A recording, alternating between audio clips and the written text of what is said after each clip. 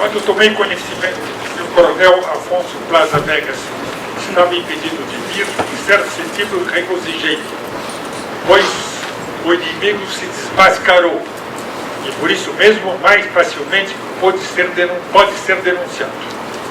Os senhores ouvirão a seguir as próprias palavras do coronel Afonso Plaza Vegas, que as gravou especialmente para esta sessão. Buenas noches, soy el coronel retirado del Ejército de Colombia, Luis Alfonso Plaza Vega. Agradezco al señor presidente del Instituto Plinio Correa de Oliveira, el doctor Adolfo Lindenberg, por su invitación a dictar esta conferencia a todos ustedes, apreciados amigos. Quiero agradecer al doctor Helio Díaz Viana, quien fue a visitarme a Colombia cuando estuve yo preso durante más de 8 años y medio por el delito de haber defendido el Estado de Derecho colombiano, de haber rescatado más de 260 personas de las garras de los terroristas y de haberme enfrentado al narcotráfico durante 2 años durante el gobierno de Álvaro Uribe Vélez. Durante mi cautiverio me visitó no solamente Helio Díaz Viana, sino que también me hizo una entrevista que fue muy publicitada, publicada en el Catolicismo del Brasil. Quiero mandarle un saludo muy especial a Fernando Tost Torres, a quien conocí hace muchos años cuando yo era teniente, y también estuvo visitándome durante mi cautiverio. Pero en particular quiero presentar un saludo de agradecimiento al doctor Eugenio Trujillo, que me va a reemplazar en la presentación de esta conferencia ante ustedes en la noche de hoy.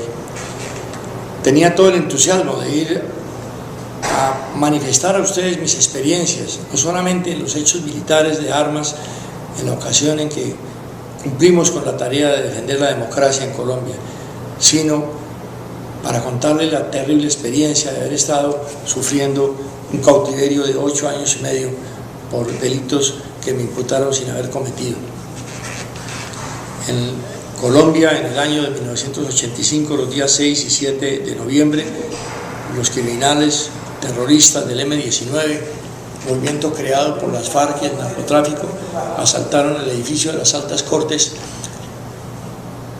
mataron una gran cantidad de personas, hubo 94 víctimas fatales, y después fueron amnistiados por la justicia colombiana. Esa amnistía y ese indulto que se les dio a los terroristas sirvió para que después se convirtieran en nuestros acusadores, en las personas que tienen el lema de sin olvido, porque como todos estos camaradas que han llenado de sangre el territorio de nuestro continente en Latinoamérica, para ellos siempre piden perdón y olvido, pero para las personas que se oponen al régimen comunista, que quieren establecernos a la fuerza, el lema es sin olvido. Tengo la absoluta seguridad de que el doctor Eugenio Trujillo me va a reemplazar con lujo de detalles en esta tarea, y tengo también la esperanza de que cuando se hayan solucionado todos los impases que hoy se presentan en Colombia, pueda yo ir a visitar al Instituto Plinio Correa de Oliveira y hablar nuevamente sobre los acontecimientos que puedan estar de moda en ese momento y para recordar todo lo que ha venido sucediendo. El día de ayer, la Fiscalía colombiana ordenó la captura de un hombre inocente, el hermano del expresidente y senador Álvaro Uribe Vélez, el señor Santiago Uribe. Fue recluido en prisión y se encuentra en una mazmorra de la Fiscalía General colombiana por delitos que no ha cometido. Como quiera que los actores en contra de este personaje muy querido por los colombianos son los mismos que han actuado contra mí en los años anteriores, recibí muchas llamadas no solamente de carácter familiar y personal, sino de personas muy importantes del Partido Centro Democrático, recomendándome no moverme de los Estados Unidos en el momento actual. Hay informaciones que no hay tiempo ni conveniencia de ponerse uno a investigar, que podrían poner en peligro mi propia libertad. Debo recordar que después de que la Corte Suprema de Justicia, 8 años y medio después de haber perdido mi libertad, decretó que yo era inocente, el fiscal general de la Nación salió en los medios de comunicación a manifestar que podría abrirme otro proceso por exceso de fuerza en los hechos del Palacio de Justicia. Aquí se ve claramente que la persecución no ha terminado y que yo no puedo bajar la guardia ante esta embestida de carácter judicial. Agradezco a ustedes mucho su comprensión y les mando un abrazo muy cariñoso.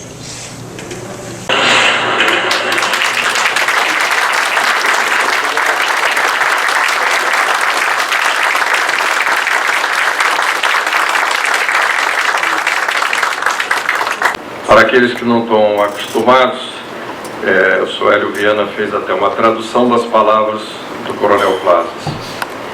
Boa noite, sou o Coronel da Reserva do Exército da Colômbia, Luiz Afonso Plazas Vega. Agradeço ao senhor presidente do Instituto Plínio Corrêa de Oliveira, Dr. Adolfo Lindenberg, pelo seu convite para fazer esta conferência a todos os senhores prezados amigos. Quero agradecer ao Dr. Hélio Dias Viana, que foi me visitar a Colômbia quando estive preso durante mais de 8 anos e meio pelo delito de ter defendido o Estado de Direito colombiano. Ter resgatado mais de 260 pessoas das garras dos terroristas e ter enfrentado o narcotráfico durante 2 anos, no governo de Álvaro Uribe Vélez. Durante meu cativeiro, Hélio Dias Viana não somente me visitou, mas também me fez uma entrevista que foi publicado na revista Catolicismo do Brasil e depois publicitado. Quero enviar um cumprimento especial a Francisco Toche Torres, a quem conhecia há muitos anos, quando ainda era tenente, e que também esteve me visitando durante meu cativeiro. Em particular, quero apresentar um cumprimento de agradecimento ao Dr. Eugênio Trujillo, que vai me substituir na apresentação desta conferência diante dos senhores na noite de hoje.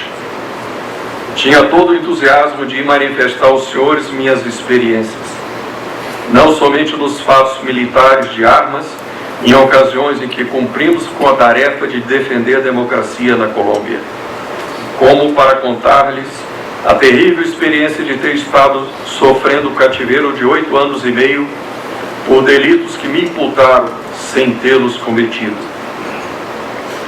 Na Colômbia, no ano de 1985, nos dias 6 e 7 de novembro, os criminosos terroristas do M-19, movimento criado pelas Farc e o narcotráfico, assaltaram o edifício das Altas Cortes, mataram uma grande quantidade de pessoas, houve 94 vítimas fatais e depois foram anistiados pela justiça colombiana.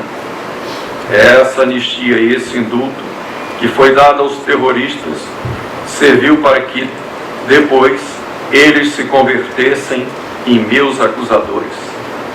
E as pessoas que têm como lema, sim, o ouvido, o esquecimento, porque todos esses camaradas que encheram de sangue o território do nosso continente na América Latina, para eles sempre pedem perdão e esquecimento. Mas para as pessoas que se opõem ao regime que querem nos estabelecer pela força, o lema é sem esquecimento. Tenho absoluta segurança de que o Dr. Eugênio Trujillo vai me substituir com luxos de detalhes nessa tarefa. E tenho também a esperança de que, quando se tenham solucionado todos os impasses que hoje se apresentam na Colômbia, possa eu ir visitar o Instituto Plínio Corrêa de Oliveira e falar novamente sobre os acontecimentos que possam estar em voga nesse momento e para recordar todos os anos sucessivos. No dia de ontem, o Ministério Público colombiano ordenou a captura de um homem inocente, o irmão do ex-presidente e senador Álvaro Uribe Vélez. O senhor Santiago Uribe foi colocado na prisão e encontra-se na masmorra do Ministério Público colombiano por delitos que não cometeu. Dado que os atores contrários a esse personagem muito querido dos colombianos são os mesmos que atuaram contra mim nos anos anteriores, Recebi muitos telefonemas, não somente de caráter familiar e pessoal, mas também de pessoas muito importantes do Partido Centro Democrático, recomendando-me não me mover dos Estados Unidos no momento atual. Ele está falando de Miami. Há informações sobre as quais não há tempo nem conveniência para se começar a investigar, que podiam pôr em perigo minha própria liberdade. Devo lembrar que depois da Corte Suprema de Justiça, 8 anos e meio após eu ter perdido minha liberdade, decretou que eu era inocente. O chefe do Ministério Público saiu pelos meios de comunicação para manifestar que poderiam abrir contra mim outro processo por excesso de força nos acontecimentos do Palácio de Justiça. Aqui se vê claramente que a perseguição não terminou e que eu não posso baixar a guarda diante dessa investida de caráter judicial.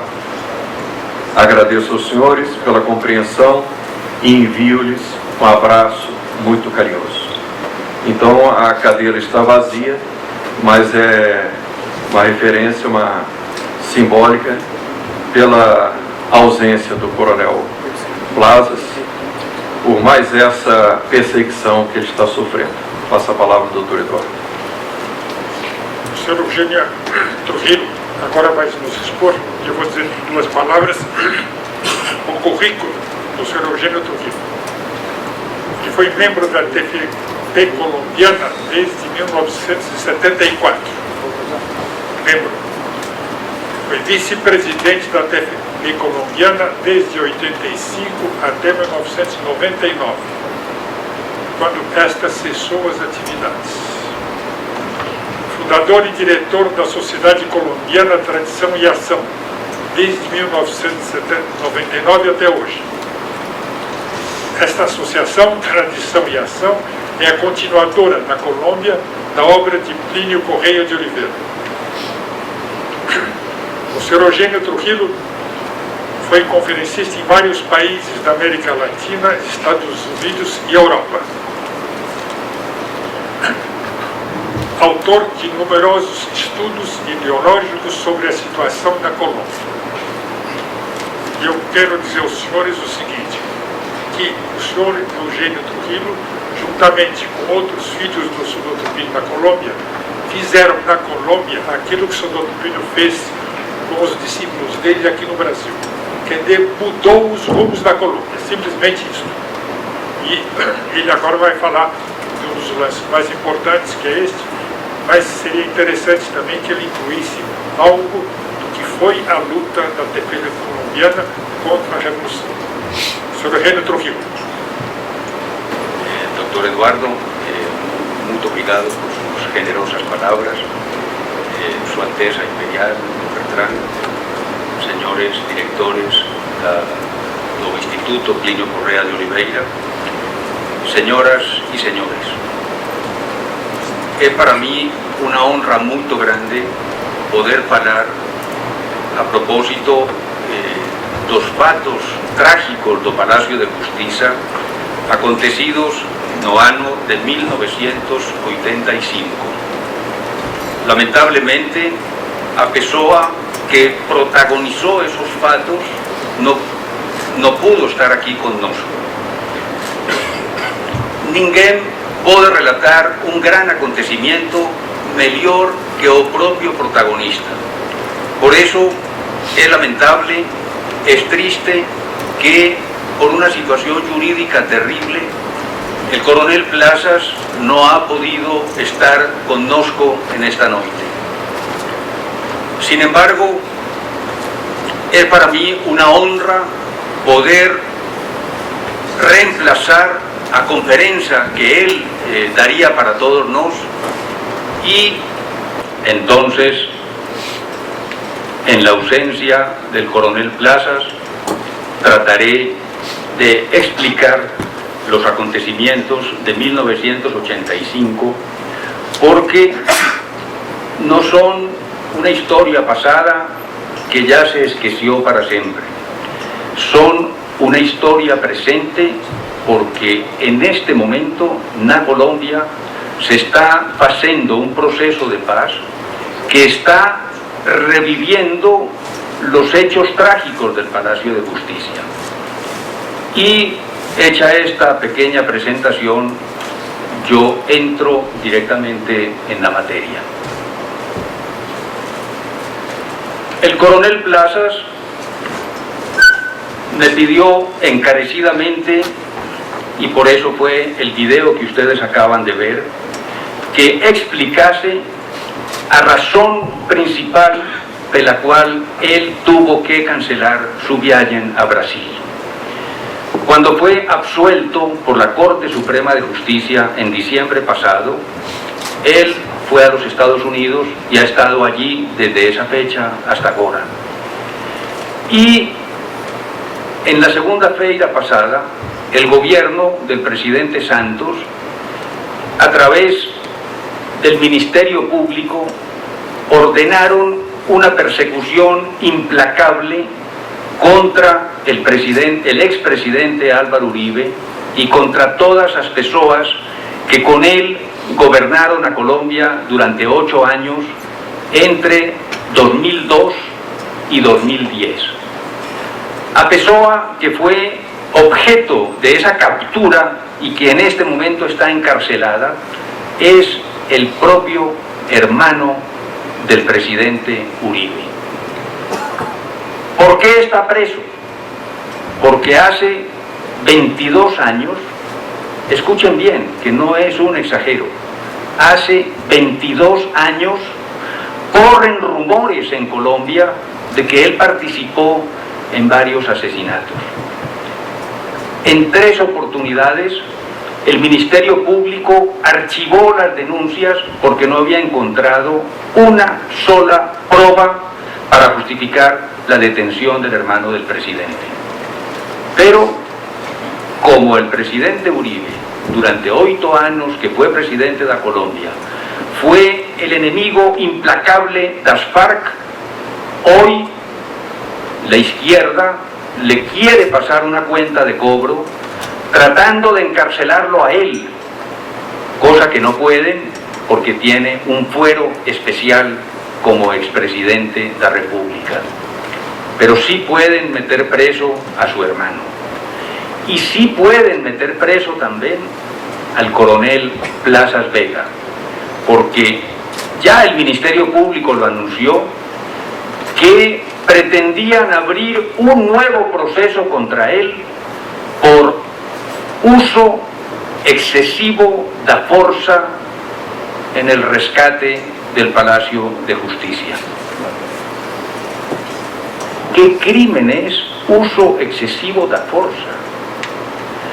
Los guerrilleros asaltan el Palacio de Justicia, matan 50 personas, matan 14 magistrados de la Corte Suprema de Justicia. Ustedes ahora verán el video de esa toma de la guerrilla. Por todas las llanelas del Palacio de Justicia salen tiros de fusil, de ametralladora contra la policía y el ejército.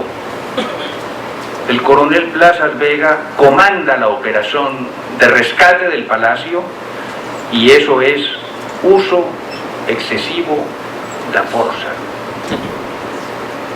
Incomprensible, una locura. Otro dos temores do coronel Plazas es que no momento en que él eventualmente saia fora dos Estados Unidos, por presión do governo da Colombia, su residencia en los Estados Unidos puede ser cancelada. Entonces, él podría estar hoy aquí con nosco, amañá sale a noticia, cancelada a visa do coronel Plazas Vega y él no puede voltar más para Estados Unidos. Tendría que voltar para Colombia. No puede voltar para Colombia porque va a ser puesto preso. Ficaría en Brasil o, no sé, viajaría a algún otro lugar. Pero es un riesgo, es una situación que él prefirió evitar y por esa razón la conferencia de él fue cancelada y es la razón por la cual estoy yo aquí reemplazando al protagonista dos Patos, y jamás otra persona podrá relatar mejor los acontecimientos del Palacio de Justicia que él, que fue o protagonista número uno dos Patos. Y ahora entramos en la materia lo que fue los hechos, los fatos del Palacio de Justicia. Para algunos, y más tratándose de que todo el público aquí presente es brasilero, para algunos el episodio seguramente está en la bruma de la historia porque han pasado 30 años. Sin embargo, yo quiero recordar, quiero lembrar cómo es que se pasó el acontecimiento del Palacio de Justicia y cuáles fueron los antecedentes que llevaron al M-19, que era la guerrilla marxista poderosa en la época. Hoy en día son las FARC, en aquella época era o M-19. ¿Por qué ellos decidieron tomar por las armas el Palacio de Justicia? Y tiene varios antecedentes.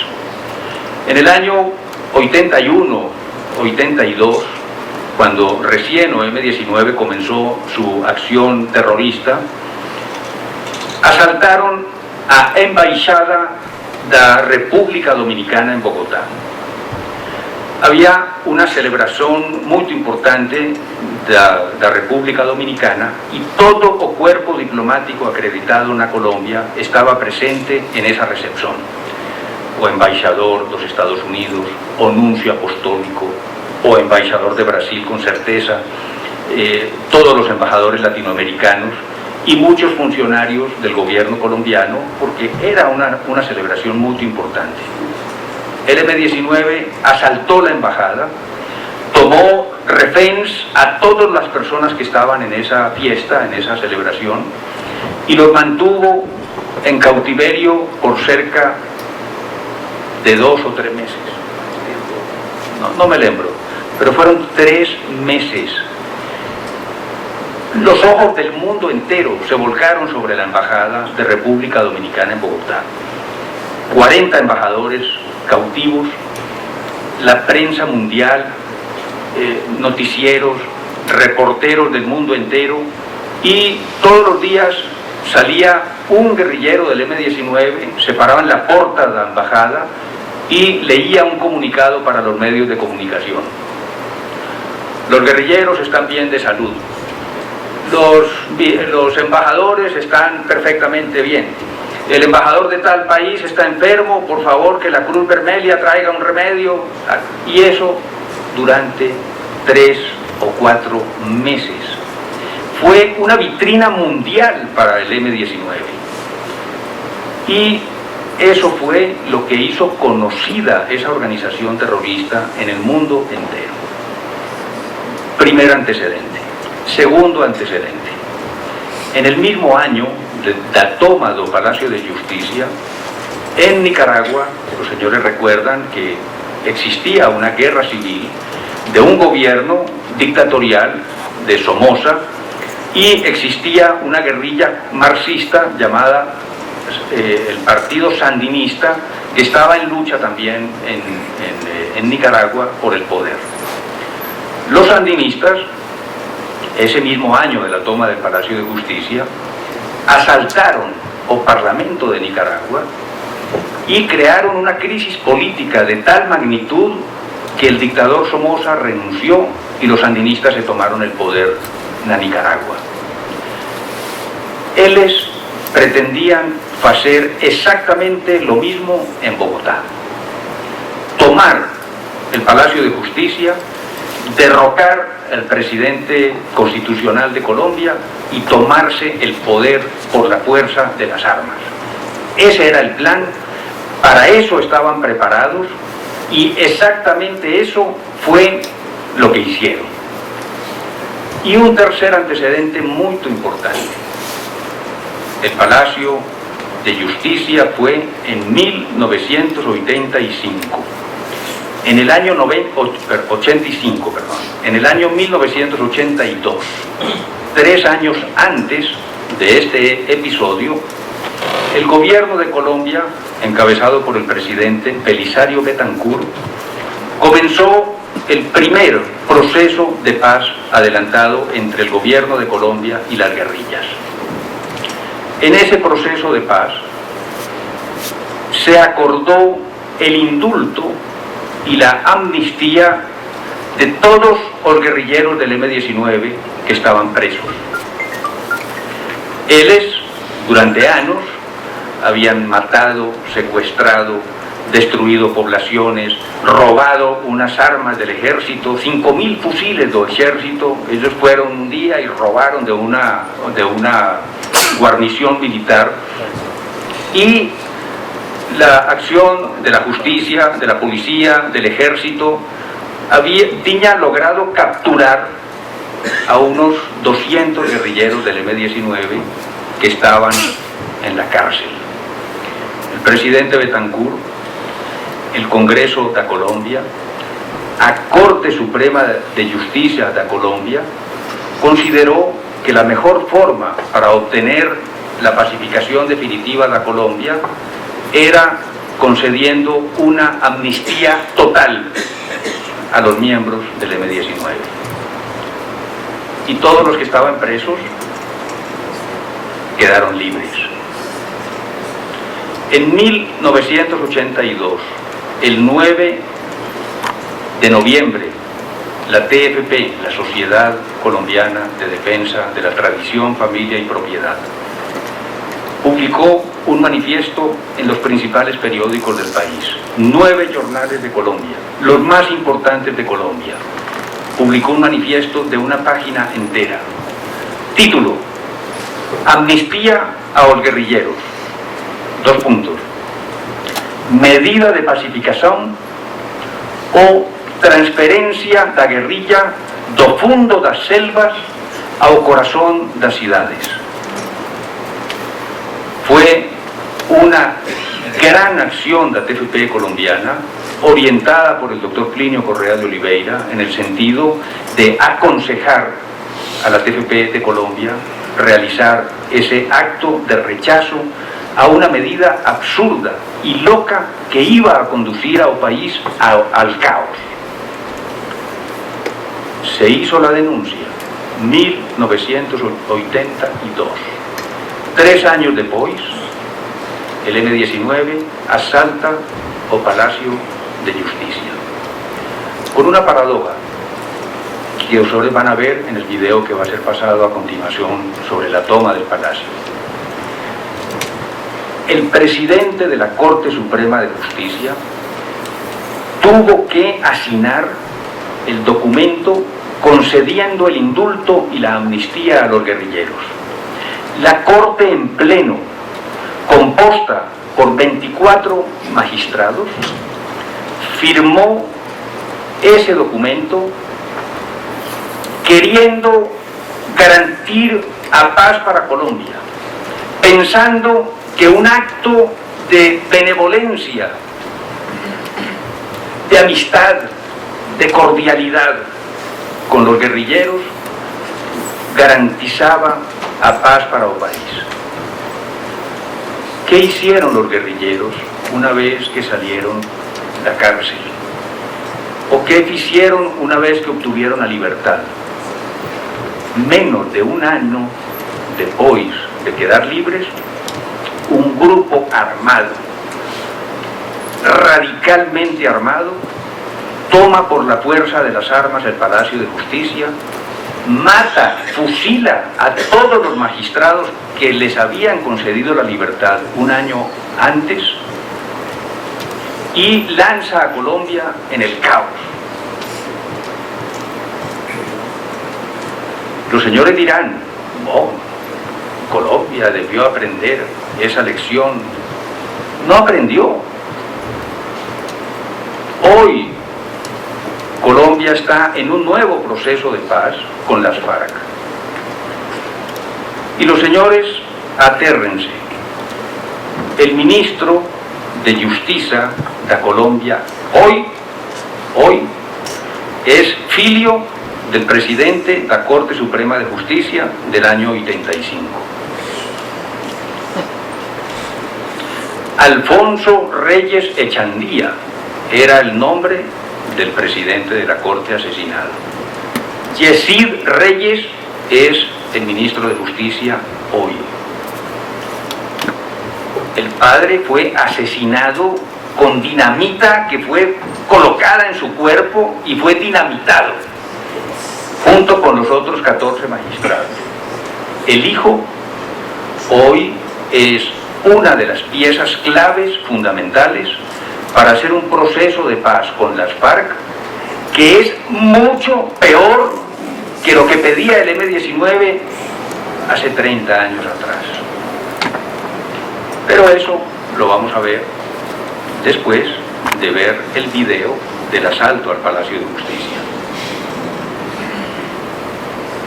Con lo único que no contaba el M-19 cuando decidió asaltar el Palacio de Justicia, y lo declararon ellos, hicieron esa declaración muchas veces, es que pensaban que no iba a tener ninguna reacción del gobierno, ni del ejército, ni de la policía, ni de la opinión pública del país.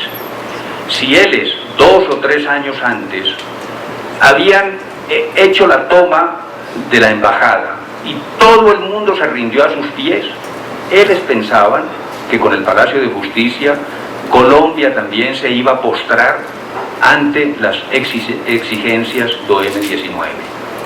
Pero no fue así. El Palacio de Justicia fue asaltado a las 11:30 de la mañana. Una hora después, el ejército entero estaba rodeando el Palacio de Justicia.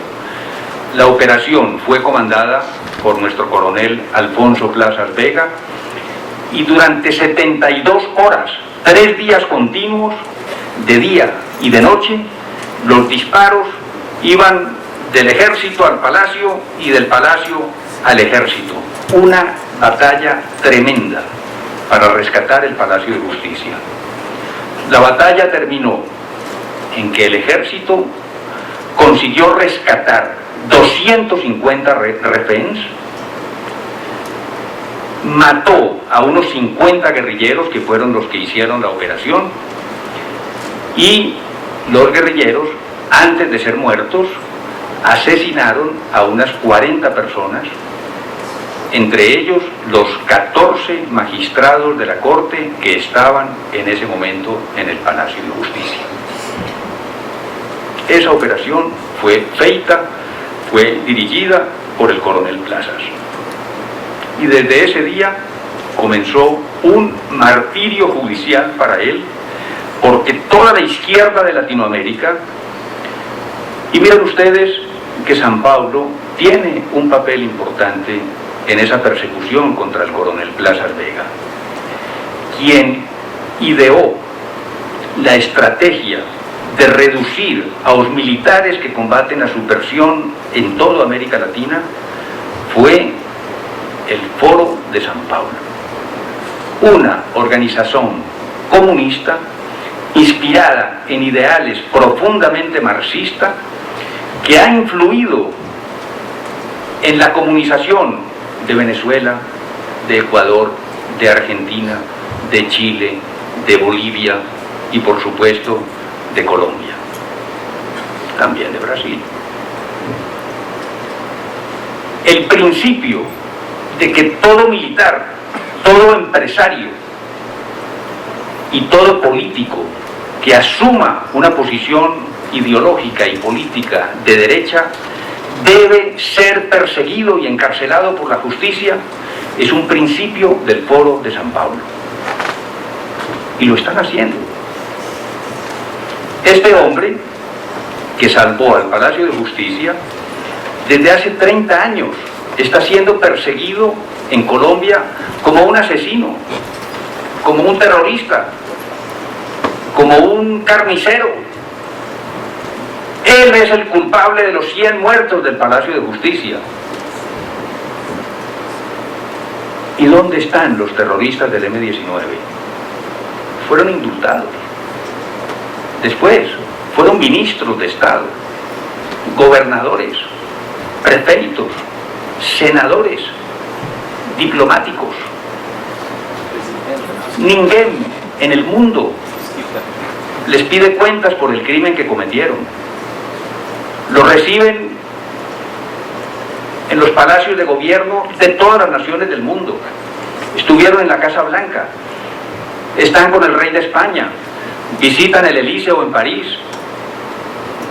habrán estado en el Palacio de Planalto, andan por el mundo entero, hablan, pontifican,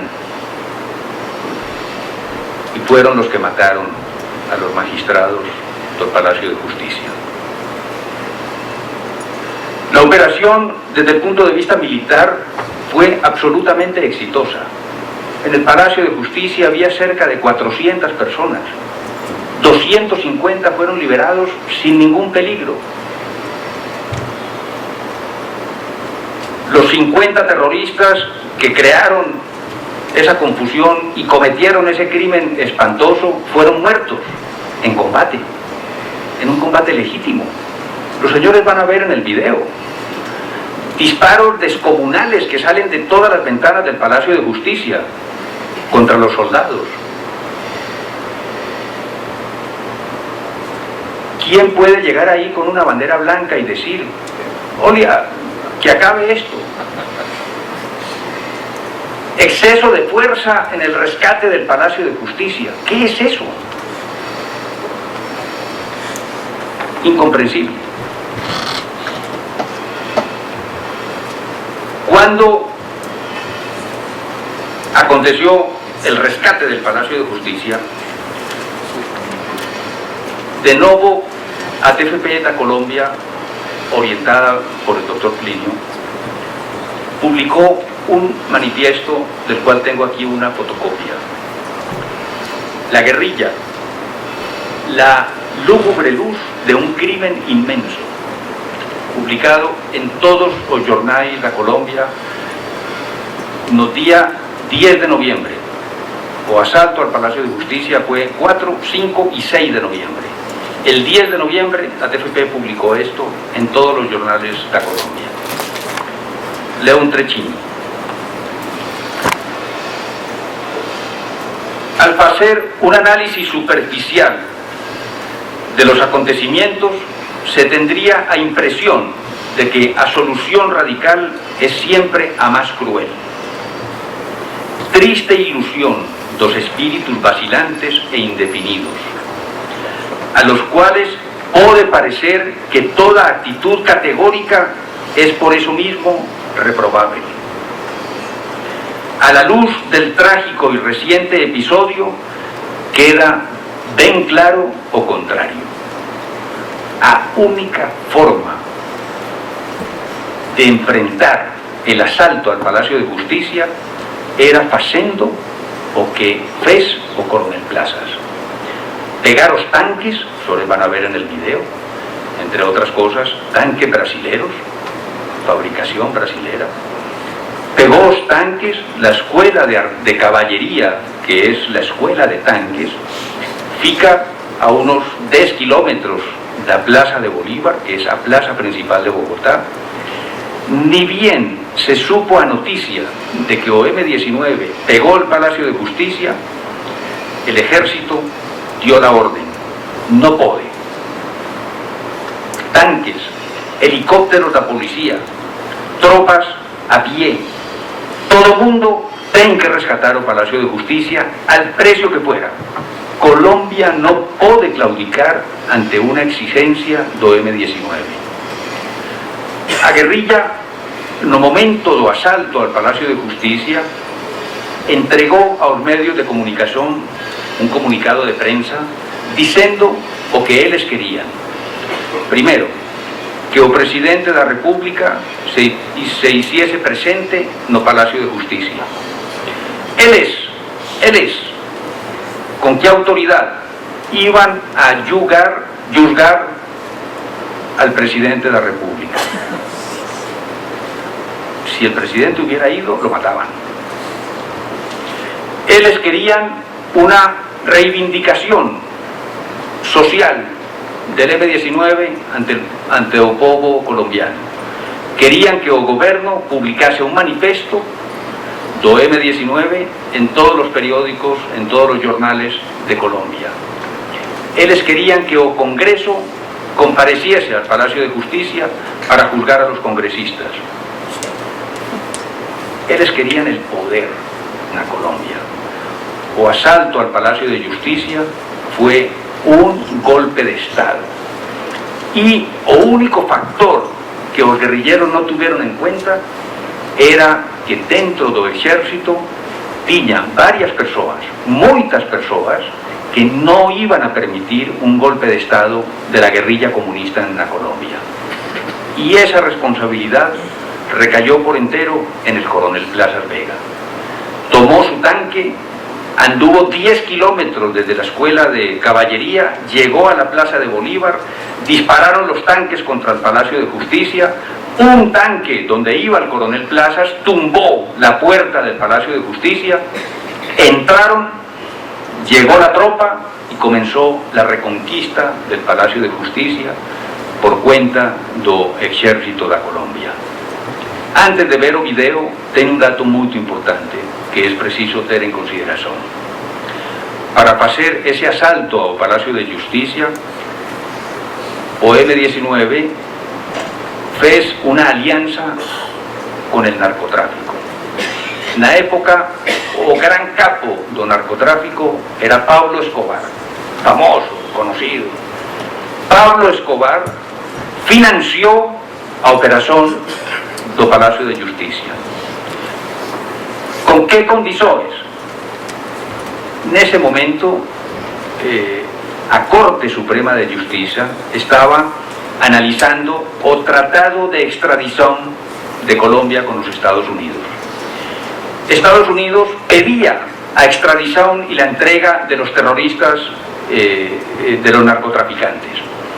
Entonces, los narcotraficantes pagaron al M-19, dijeron: vaya al Palacio de Justicia, destruyan, maten a los magistrados y pongan fuego en todos los archivos del Palacio de Justicia para que todos los procesos criminales que hoy contra nos desaparezcan. Y fue lo que hicieron. El Palacio de Justicia ardió como una antorcha durante 4 días. Todos los procesos judiciales quedaron convertidos en carbón, desaparecieron por completo. Con esto creo que podemos ver el video y después de ver el video continuamos la conferencia.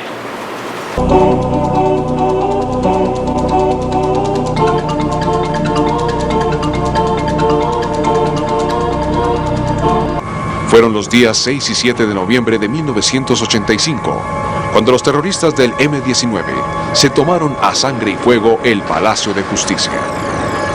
Ese día 6 por la tarde, la Sala Constitucional de la Corte Suprema de Justicia se iba a reunir en plenaria para definir las demandas de inconstitucionalidad presentadas por los abogados de los carteles de la droga contra el Tratado de Extradición, suscrito entre Colombia y los Estados Unidos en el año de 1979.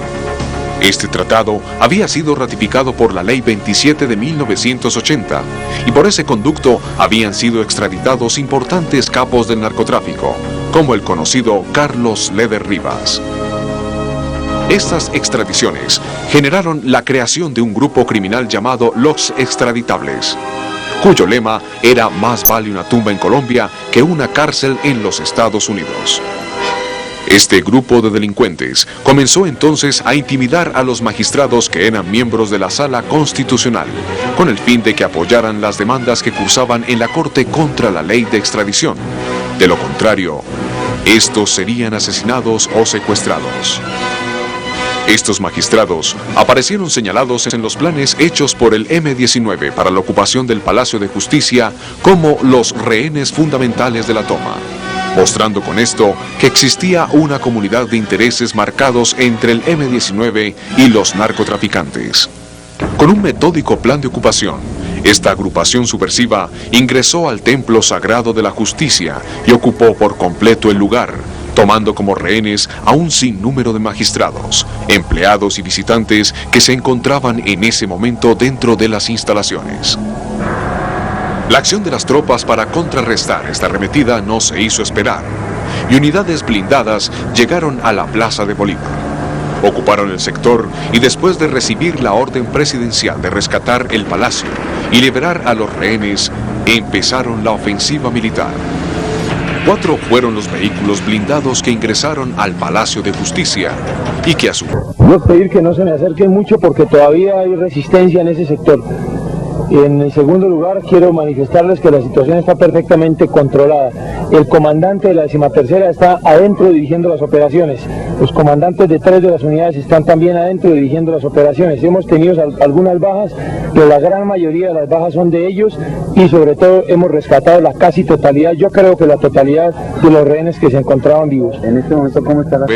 Desequilibraron las condiciones de la batalla. Estos constituyeron una impresionante sorpresa y en ese momento los guerrilleros pasaron de la condición de atacantes a la de defensores y la fuerza pública asumió la ofensiva. Esto facilitó la evacuación masiva de las primeras decenas de rehenes. La Escuela de Caballería inició la recuperación de los 2 primeros pisos y el rescate de rehenes. El batallón Guardia Presidencial recibió la misma tarea, pero en el sótano. La Escuela de Artillería tenía como misión recuperar el 3er piso, y una acción helicoportada de la policía tenía como objetivo recuperar el 4º piso. Cuando las tropas ocuparon los pisos y cantidades de rehenes se habían logrado sacar, los terroristas vieron que su proyecto había fracasado y que el curso de la batalla los tenía en una marcada desventaja. Esto permitió que a toda costa se buscara el diálogo como único medio para detener las operaciones militares. Decidieron entonces, por una parte, asegurar como rehenes al máximo de secuestrados, dando prioridad a los llamados rehenes fundamentales, en quienes se centraba la decisión de extraditar narcotraficantes hacia Estados Unidos. La acción terrorista del grupo subversivo continuó, y en el 4º piso del palacio lograron reunir en un solo lugar a varios magistrados. De la manera más cruel y actuando con sevicia, obligaron al presidente de la Corte Suprema de Justicia a realizar varias llamadas telefónicas con el fin de que implorara clemencia al gobierno nacional. Pero ¿qué hay que hacer? Pues que el presidente de la República dé finalmente la orden de que cese el fuego.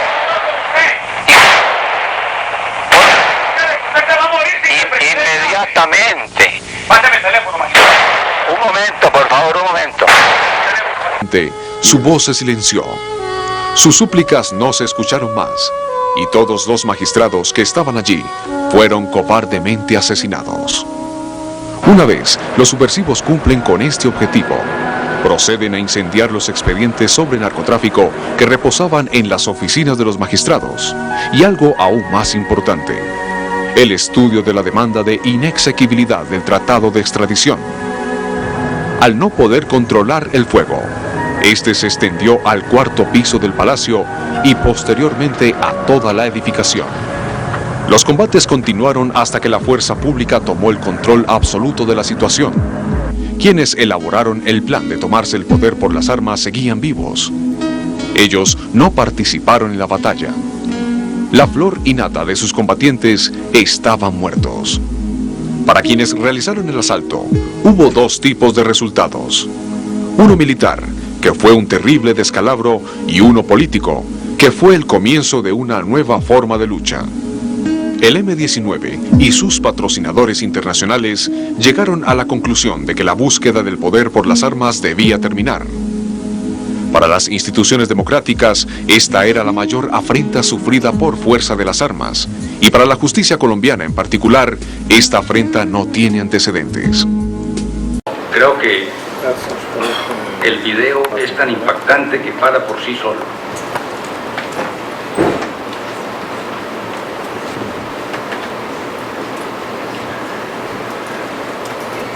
Con el asalto al Palacio de Justicia desapareció el M-19 y fue suplantado por Asparag. El M-19 quedó como una organización política que gracias a la amnistía y al indulto, los que sobrevivieron al asalto al palacio, se convirtieron en políticos y han sido gobernantes de Colombia hasta ahora. Pero quien continuó con la lucha armada fueron las FARC, que a lo largo de estos 30 años se han ido fortaleciendo de una manera extraordinaria, primero por la debilidad de casi todos los gobiernos, excepto el de Uribe Vélez, que los enfrentó con una radicalidad tremenda, pero todos los demás gobiernos de Colombia en estos 30 años fueron complacientes con las FARC. Firmaron decenas de procesos de paz en donde ellos se oxigenaban y continuaban una guerra de destrucción contra Colombia. Y el segundo factor de fortalecimiento de las FARC es el narcotráfico.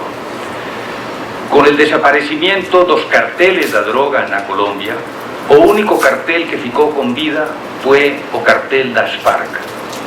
Y en los últimos 15 o 20 años, las FARC han monopolizado todo el negocio de la cocaína en Colombia.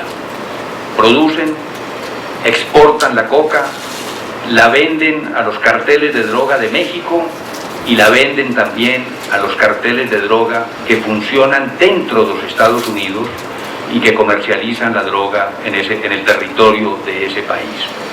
Eso ha feito das FARC una potencia económica, una organización que maneja miles de millones de dólares con los cuales financian toda la acción subversiva, no solo en Colombia, sino que apoyan grupos subversivos en todos los demás países de América Latina. Sin embargo, tal como lo comenté ahora, hay gente que no aprende las lecciones de la historia.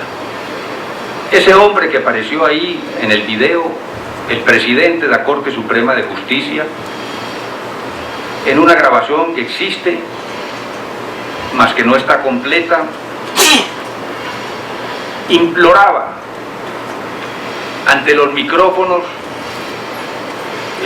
de la radio y la televisión, porque en esa época no había teléfonos celulares, y adentro del palacio no había cámaras de televisión, pero él, en una comunicación que tuvo con el Palacio Presidencial, tal como está grabado ahí, decía: estamos en un trance mortal, ten que nos ayudar, ten que pedir al gobierno que cese o fogo, ahí decía, que cese o fogo, roguen al ejército y a policía que se detengan, ellos no entienden, nos apuntan con sus armas, yo pido que cese o fogo, porque están dispuestos a todo, no somos magistrados, no somos inocentes.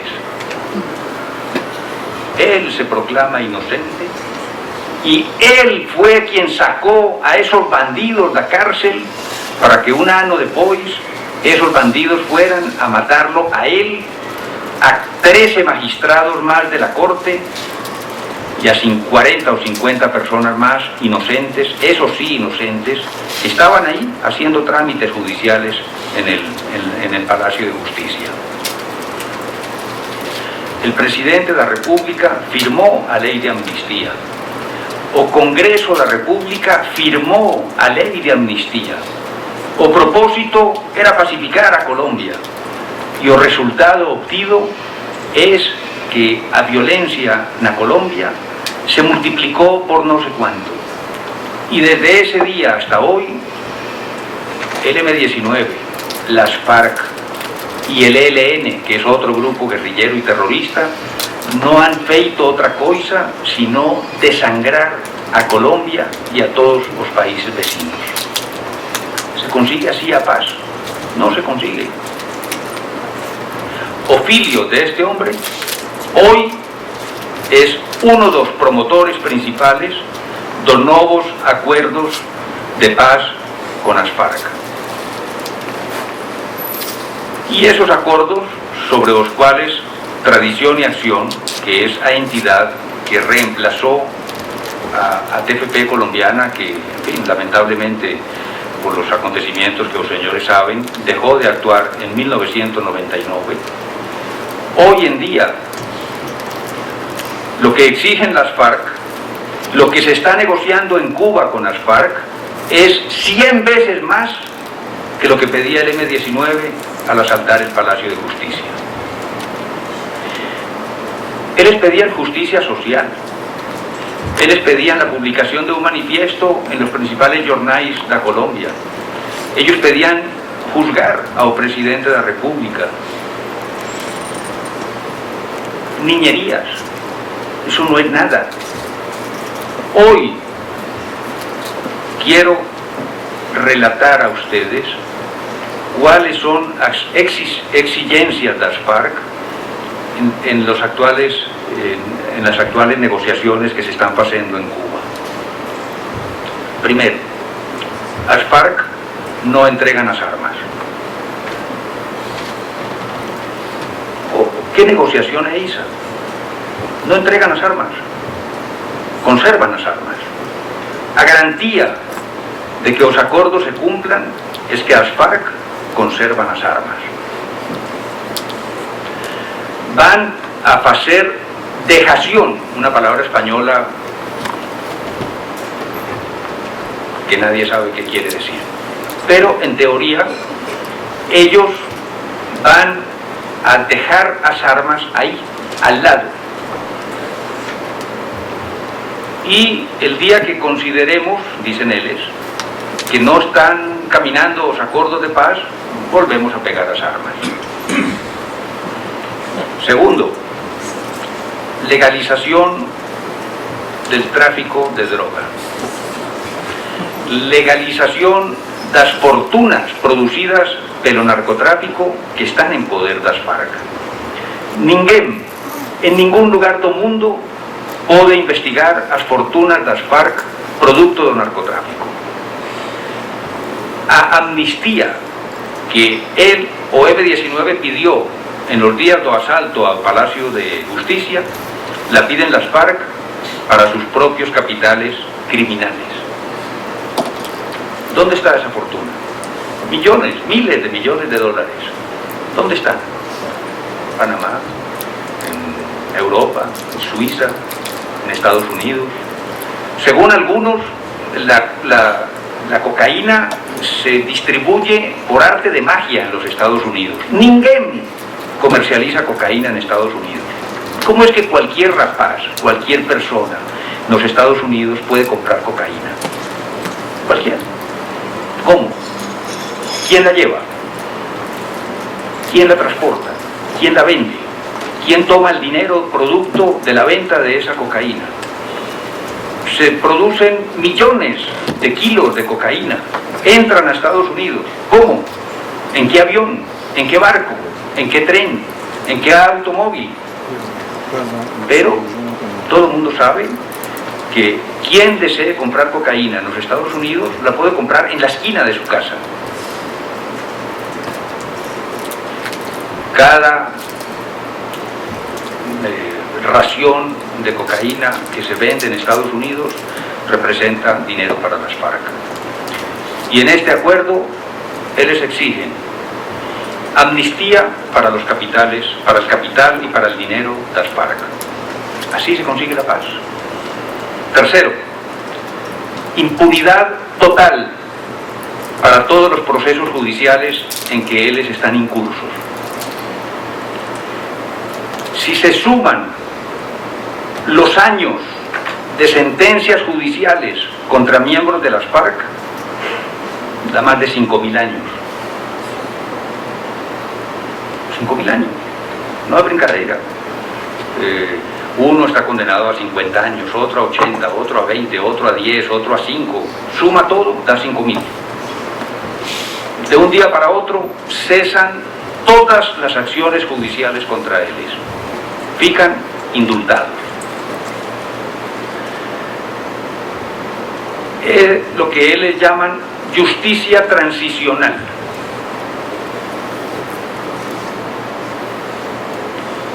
¿Cuántas personas mató Bosé? 2.000. 2.000, no es mentira. 2.000, pronto, fica libre. No debe nada, libre. No mate más, porque al 2001 lo podemos meter preso de nuevo. Pero los 2.000, indultados. Cuarto, reducción en el tamaño do ejército y da policía. ¿Para qué precisa un país ejército si los guerrilleros ahora van a ser gente bonciña? No precisa. Quinto, indemnización do Estado y da sociedad colombiana contra todos los guerrilleros, en fin, que han sido muertos o perseguidos. ¿Quién paga? Los colombianos pagan a los guerrilleros por... O sea, es una locura. Sexto, zonas de reserva campesina.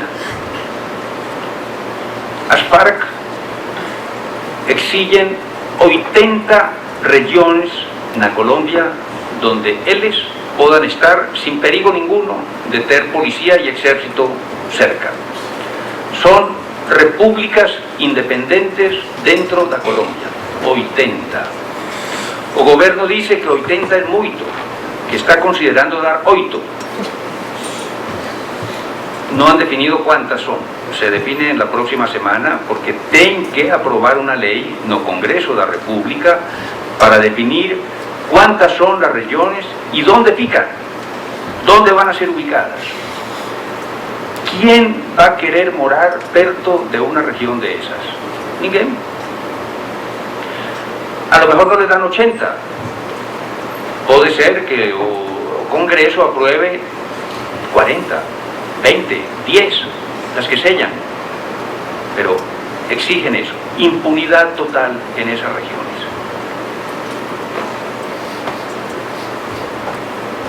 Participación en política, que se les permita crear un partido político en esas condiciones y hacer proselitismo político y conseguir votos. Espacios obligatorios en los noticieros de televisión, en las emisoras de radio y en los canales privados de televisión. Tienen que tener un espacio todos los días de determinada duración para que las FARC hagan proselitismo político. Otra cosa escandalosa, 4% del valor del Producto Interno Bruto del país para apoyar el post-conflicto. 4% del Producto Interno Bruto del país.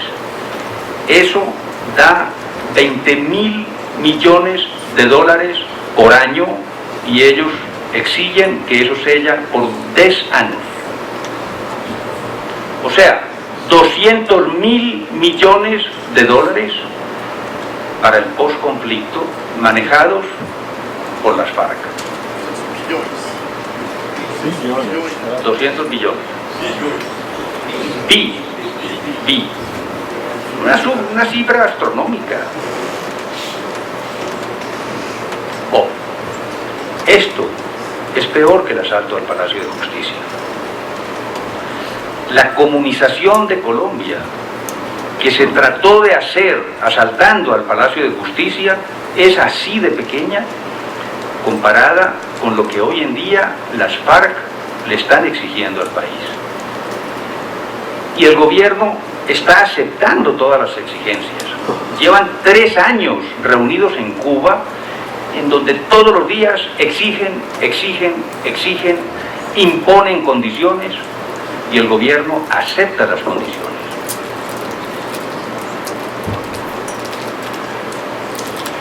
Ante toda esta situación, y con eso yo voy llegando al final de mi exposición, Tradición y Acción na Colombia acaba de publicar un manifiesto que va a comenzar a ser divulgado por toda Colombia. Esto aquí. el terrorismo se transforma desde el fondo de las selvas ao corazón do poder. Es un manifiesto con una carta que queremos colocar en todos los diarios de Colombia para que esto llegue por lo menos a 300.000 personas en Colombia. O sea, 300.000 ejemplares de este documento, para que en toda Colombia se abran los ojos frente a esta negociación absurda que llevaría al país al caos total. Nosotros prevemos en este manifiesto, que fue escrito hace un mes, que las FARC, ante todas las benevolencias que el gobierno le concede, va a terminar usando las armas y el poder del narcotráfico para conquistar el país y para doblegar a Colombia y someterla bajo el imperio de las armas. Eso parecía una observación y un análisis para un futuro remoto. Pues no era tan remoto.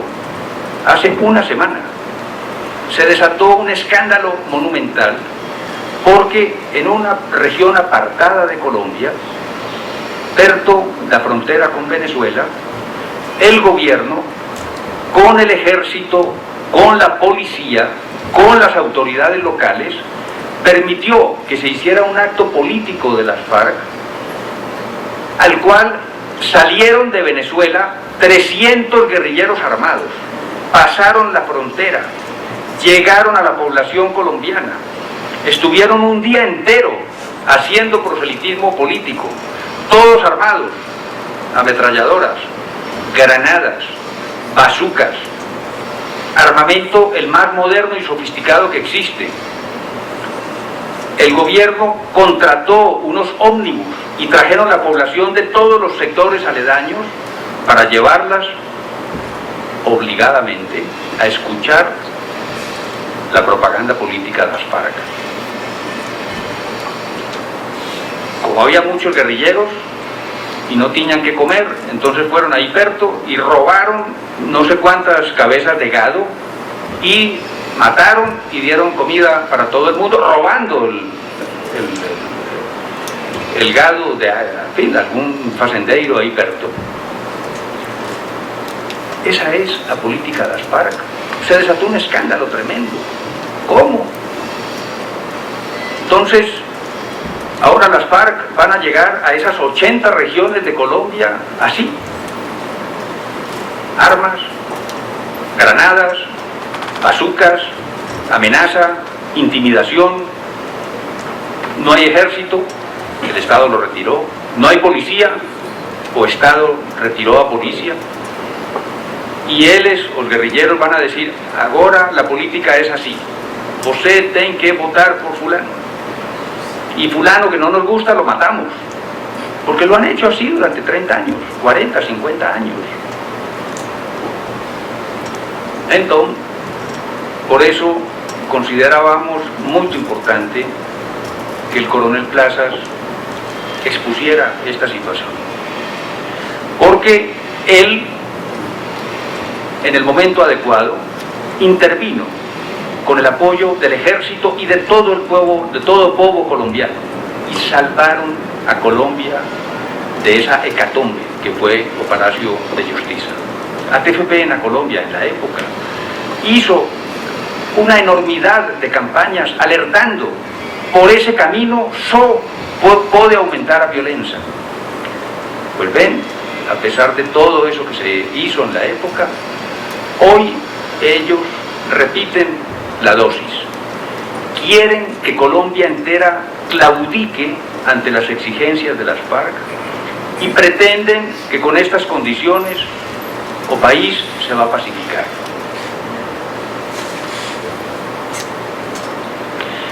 Una situación muy terrible, no afecta únicamente a Colombia, afecta a América Latina entera, especialmente a los vecinos. Brasil es un vecino de Colombia. Cuando surgió el narcotráfico en Colombia y pasaban horrores de toda la acción de los carteles de la droga y de Pablo Escobar y demás, el doctor Plinio Correa de Oliveira, en reuniones para nosotros los colombiaos y para ustedes los brasileños, en muchas oportunidades dijo: el día de hoy de Colombia es el día de mañana de Brasil. Y pasó, aparecieron grupos armados en todas las ciudades de Brasil, en Río, en São Paulo, matando gente en las ruas, narcotráfico, terrorismo, y no solo en Brasil, toda América Latina.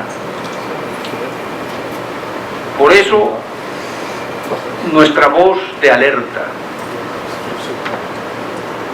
tradición y acción va a desarrollar una labor muy importante para tratar de evitar esta catástrofe. Más, sabemos perfectamente también que es una labor titánica. Si no contamos con el apoyo sobrenatural de la Santísima Virgen, esto es imposible. Todo el poder del Estado, todo el poder de la corrupción, todo el poder del narcotráfico, todo el poder del terrorismo y todo el poder de la indiferencia conspiran para destruir a Colombia.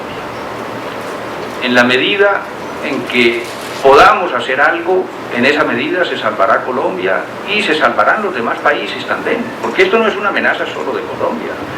Si yo viniera y dijera: oh, Colombia, Brasil no tiene ningún peligro, Argentina no tiene ningún peligro, Chile, estaría diciendo locuras, porque la amenaza alcanza a todas las naciones latinoamericanas. Mira México.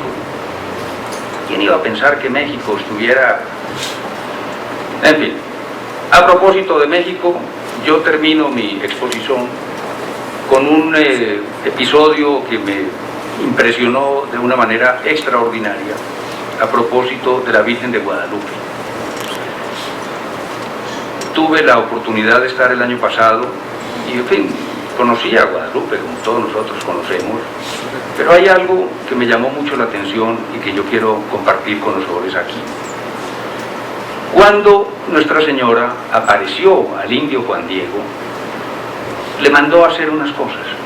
Le dijo: Olia, venga aquí, vaya donde el obispo y dígale que yo quiero que construyan aquí una iglesia para mí.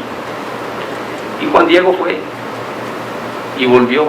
No me creyó. Vaya otra vez, dígale que yo le mando a decir. Y Juan Diego fue. Y el obispo: no, que me mande una prueba. Y volvió donde Nuestra Señora. Señora, no me cree el obispo. Y así fue unas 4 o 5 veces, hasta que él ya, en fin, desconcertado, fue y le dijo a Nuestra Señora: Señora, yo soy el más humilde de los hombres aquí en México.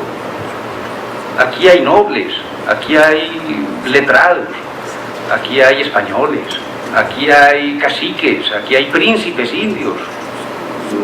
Mi señora, ¿por qué no le pide a ellos que vayan y hagan esa gestión? A mí no me creen.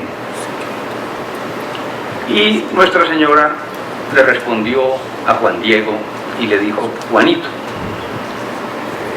en el idioma azteca, que es el náhuatl, en fin, existe una terminación que es sin, él se llamaba Juan, entonces Juancín. Nuestra Señora le dijo Juancín, que es como decirle Joanciño, Juanito. Le dijo: ¿de qué te preocupas? ¿No estoy yo aquí que soy tu madre?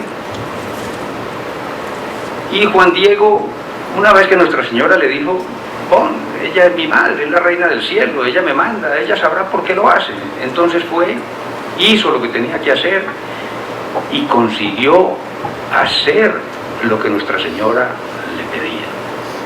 ¿Pero por qué? Porque Nuestra Señora se apareció y Nuestra Señora le dijo: no temáis, ¿de qué te preocupas? No estoy yo aquí que soy tu madre. Esa es la confianza que nosotros debemos tener frente a esta avalancha destructora de toda la civilización que quiere pasar como una aplanadora por encima de todos nosotros, porque no es apenas el tema de unos bandidos armados con ametralladoras que nos quieren destruir, es la familia, la moral, la iglesia, los valores católicos, es el matrimonio homosexual que lo están imponiendo a sangre y fuego en el mundo entero. Y eso va junto con las armas de las FARC. Es la destrucción de la civilización cristiana. Y estamos aquí justamente porque hemos continuado el camino del doctor Plinio Correa de Oliveira, que nos enseñó a luchar y nos enseñó a librar esta batalla. Por eso estamos aquí, por eso estamos luchando, y justamente con el apoyo y con la protección extraordinaria de la Santísima Virgen, esperamos que esta lucha llegue a buen término. Muchas gracias por habernos invitado al coronel Plazas y a mí a dictar esta conferencia entre ustedes, y me siento honrado y agradecido de que un público como el de ustedes haya tenido la benevolencia de escucharme. Muchas gracias.